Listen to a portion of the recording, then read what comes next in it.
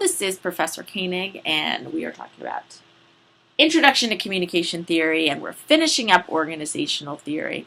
And Chapter 17 is specifically about organizational information theory. And this theory is more complicated than it should be. I am not going to lie to you. Really, at the heart of this theory is the main activity of organizations is making sense of equivocal and ambiguous information. Organizational members accomplish this sense-making process through enactment, selection, and retention. So what does that mean? Every organization, every job, the university, that's an organization you're a part of. There's tons and tons of information being thrown out. And how we make sense of that organization is the challenge. So there is a million different ways that we can communicate with different members of the organization that we are a part of and take the bits and pieces of information and try to make sense of them. And the ambiguity, that's the hard part. So when your boss sends a memo out to everybody, or when the president of the college sends a memo out to everybody, that's a stimulus. That's a message. What do you do? How do you break down? Is it ambiguous? Is it equivocal? So equivocal being, there's like a couple different ways to interpret it. So if I sent out, and we'll be on a real small scale organization, I sent out, your quiz is due a little bit earlier this week. And that was my message to you. So what do you do with that information? This theory says that's kind of ambiguous, right? If I sent that out to you, I'd get 30 emails back right away. What are you talking about, right? That's how you start to process information. And that's this process of sense making through enactment, selection, and retention. And my example is probably a poor one because you immediately would respond to me. But what happens when you get a memo from your boss? What happens when you get secondhand information? What do you do about secondhand information? Because that could be really confusing. So this person said this person said this, that maybe I should do this. Not quite clear on what I am supposed to do. So the assumption is human organizations exist in an information environment. Of course, every organization you're a part of, there's just a ton of stimuli. The information an organization receives differs in terms of equivocality. Sorry.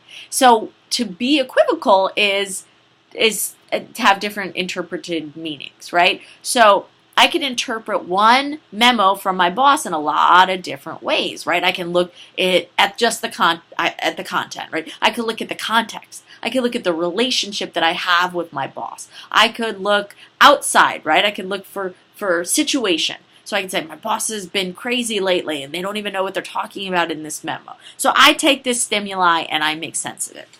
We organize, we engage in information processing to reduce that. So that's my job. I want to understand what my boss is saying to me when he sends out this sort of ambiguous or confusing memo. So I do this sort of like process. I do this process where I break it down. I start to make these analyzations based on some of the rules that have already been established in my organization. These are guidelines that we use to reduce this uncertainty. So if my boss sends an email at 12 a.m., there are certain guidelines that I, as an employee, might adhere to, right? So at 12 a.m., my boss does this a lot. And at 12 a.m., he is on some like next level business where he's overtired and has been working for 14 hours straight. And I know not to take this so seriously. That's maybe an unspoken rule. Or maybe it's a spoken rule. Maybe it says, if I send you an email at 12 a.m., please just ignore it because I'm crazy at 12 a.m. So we sort of analyze this. There's rules that might cause an organization to choose a cycle of information or feedback. So the other part about this information theory is that there's feedback loops. So we might get that email as a team, right? That 12 a.m. email from our boss, and we all meet the next morning. Boss isn't in because he was up till 4 in the morning sending out like random emails. And what's the first thing we might do? So we might get together as a team, like me and my cubicle mates. We might all get together and say, did you get that email? What do you think about that email? What should we do about that email, right? So there's organizational rules stating the most knowledgeable workers might be the ones to solve this. So that's a personnel feedback. So if I've been there a really long time, I'm gonna be like, guys, just drop it. He's bonkers at 1 in the morning. Don't worry about it. He does this a lot. It's okay, right? So I also might think about the success. So organizational rule, that's the success rule, stating that a successful plan of the past will be used to reduce current equivocality. So what might have happened in the past? We might have gone through this with our boss. At 4 a.m. he sent an email, we all scurried and freaked out and did everything the email said, and then he came in, like cruised in at 11 in the afternoon and headed towards lunch, and was like, oh, that email? Oh, yeah, don't worry about that email. And so the next time around, what are we going to do? It's like boy who cried wolf. Well, we're not going to pay attention to that email, right? We're just, we made that mistake before. So the success rule says, let's use our last success, or our last failures even in this case, and use it to analyze the ambiguity, the equivocality. But I was mentioning about those cycles, right? So the information that is received that is highly equivocal, the organization may engage in a series of these communication behaviors. So we might go back and forth. So first we're going to act. These are the behaviors indicating a person's ambiguity in receiving the message. So I get the message. How do I react to it, right?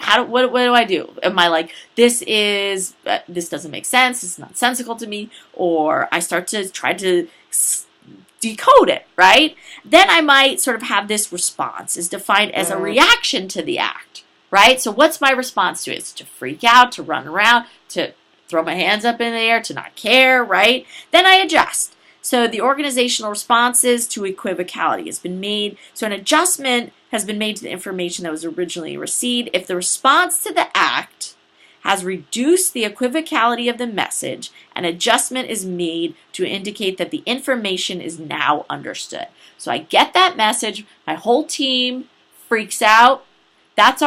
We start to act and scurry. Our response is to get to work right away. And then we have this adjustment, right? So we start to understand this is what we need to do, take next steps to do what the boss is asking us to do.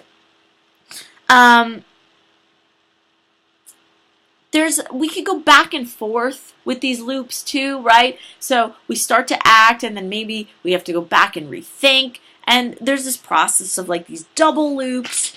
But we also need to think about what it is that we're holding on to. How are we making sense of this ambiguity or these equivocal messages? So sense making is the creating awareness and understanding in situations that are complex or uncertain. So sense making includes, I'm going to quote this, the placement of items into frameworks, comprehending, redressing surprise, constructing meaning, interacting in pursuit of mutual understanding and patterning. Sense making starts with chaos. So we start as an organization or as a team or what have you in this place of like, what do we do with this message? What is going on here? Now let's start to break it down. Let's start to pull it apart, to put it back together. And that's oftentimes what organizations do with information. And now I say that I said at the beginning, this is a theory that sounds really complicated, and even as I'm explaining it, it's sounding complicated, but this is like information processing. We do this with just as on an individual or an interpersonal level, right? We get information and we have to react to it.